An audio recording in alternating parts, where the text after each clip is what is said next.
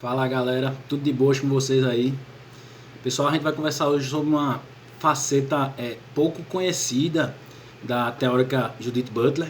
Butler, que é bastante conhecida pelos estudos de gênero, estudos de teoria queer, né?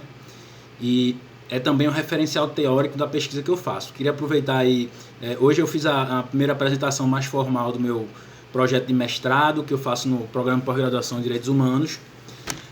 O tema do meu mestrado é encarceramento em massa e a desumanização do preso, que é um pensamento no tema a partir dos pensamentos de Levinas e de Butler. Pessoal, Levinas é um filósofo, né, que nasceu na Lituânia e ele migrou para a França com 18 anos e até a sua morte ele adotou a França, né? A França adotou ele adotou a França, uma relação de pertencimento muito grande lá. Então se diz até que Levinas é lituano-francês. E aí ele desenvolveu uma filosofia baseada na ética, né? Enquanto outras filosofias elas têm como base a metafísica, que é esse estudo daquilo que nos ultrapassa, né? Em muitos momentos entendido como Deus, né? Entendido como infinito. Em outras filosofias, o ponto principal é a ontologia, né? É o ser. Para Levinas, não. A pedra fundamental de Levinas é a ética. E aí ele vai desenvolver toda uma filosofia em cima disso. E aí Butler, uma das influências de Butler é justamente Levinas. Só que aí o que é que une para você pensar Butler e Levinas juntos?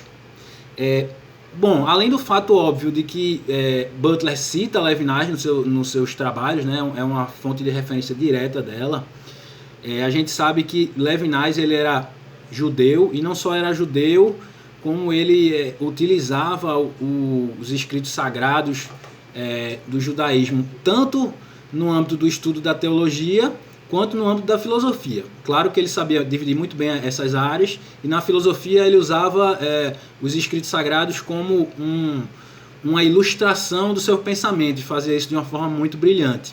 Butler não trabalha assim, mas Butler, pouca gente sabe, ela tem uma origem judaica.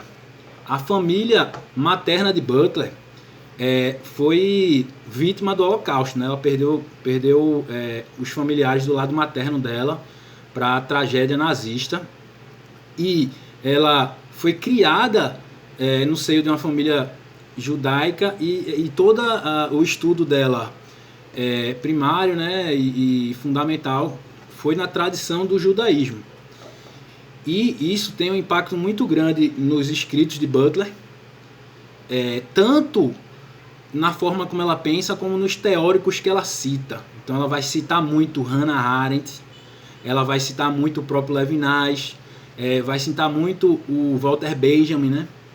E Butler tem um livro que em inglês se chama Parting Ways, e em português chama Caminhos Divergentes, Judaicidade Crítica do Sionismo, que é esse livro aqui. Nesse livro, Butler vai pensar justamente a partir desses pensadores judeus que eu comentei, e a partir deles ela vai fazendo tanto a crítica como uma atualização das ideias desses filósofos, né?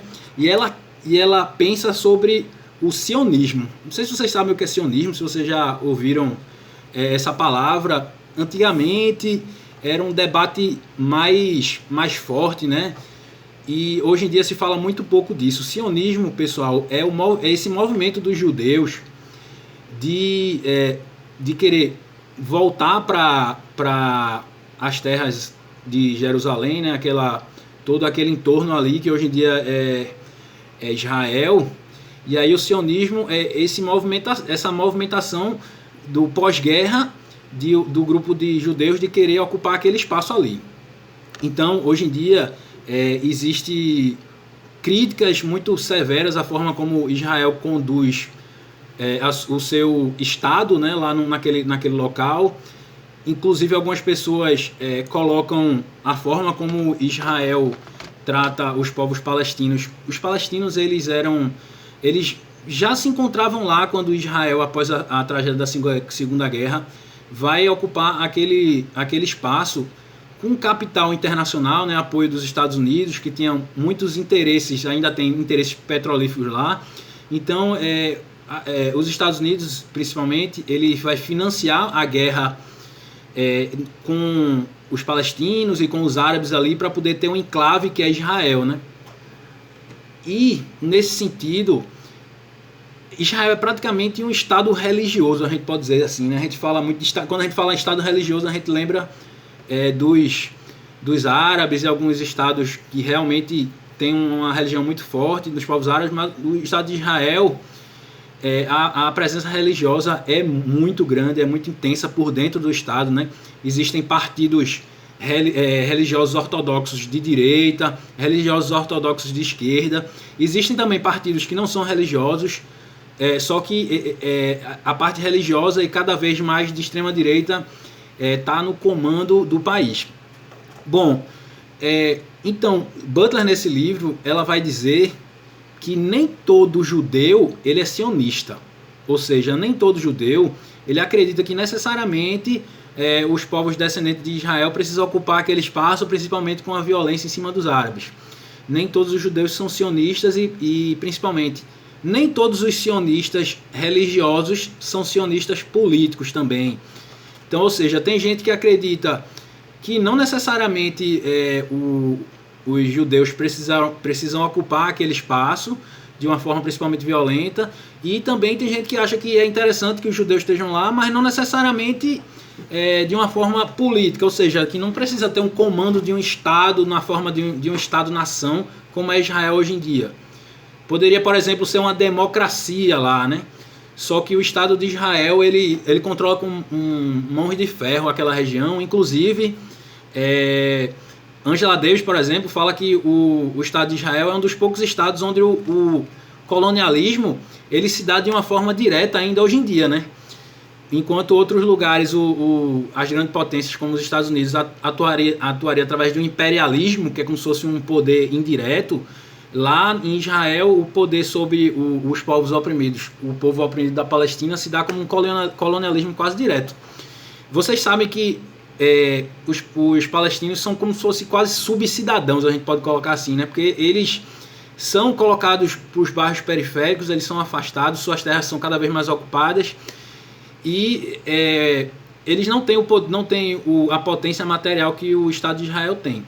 E eles não têm direito a acessar a cidade da mesma forma que os israelitas, vamos dizer assim, tem quase como se fosse um trânsito livre por várias áreas, enquanto os palestinos, vamos dizer assim, tem que ter um green card para andar dentro do país, algumas áreas do país que eles mesmos nasceu, né? Então imagine, tu nascesse em Recife, tu não tem direito a ir para Boa Viagem, porque tu é um cara que tu é de uma certa etnia, então tu não pode ir de qualquer forma para aquele canto da cidade, ou então se tu for, tu vai ser altamente vigiado, tu vai ser perseguido, tu vai ser revistado.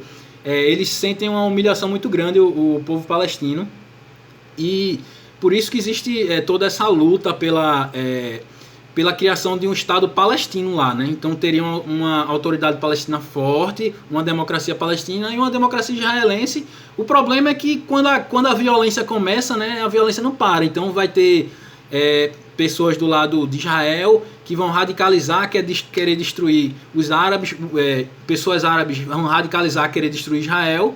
É a questão do círculo vicioso que eu trabalho no âmbito do encarceramento em massa aqui no Brasil, né? Quando a violência começa, enquanto não tiver uma atitude ética de a gente sentar e dialogar, em vários momentos da história a gente já pensou que estava perto de acontecer esse diálogo entre esses povos e nunca acontece. Mas é isso, pessoal. Hoje eu queria conversar um pouquinho com vocês sobre isso. Estou aqui, tomando um drink. Quando eu estava no meio da apresentação, eu conversei com o Heitor. Não liga nenhum som alto, não vem falar comigo que eu falei para apresentação muito importante. E aí quando eu estava no meio da apresentação aqui, a Meli começou a miar desesperadamente. E eu digo, coitada, ela tá presa na varanda ali, eu aqui disfarçando e a gata miando desesperadamente. Aí até que eu pedi licença pessoal, uma apresentação bem curta, é coisa de 10 minutos, 15 minutos, mas é muito importante. para os professores de metodologia, eu não pedi licença e fui correndo para a porta a soltar a gata, que nada, a gata ela estava do lado de dentro da sala querendo dar uma voltinha na varanda. Digo, ô miserável, eu te pego, deixa a gente ficar sozinho aqui. É isso aí, galera, um beijão para vocês e até o próximo vídeo.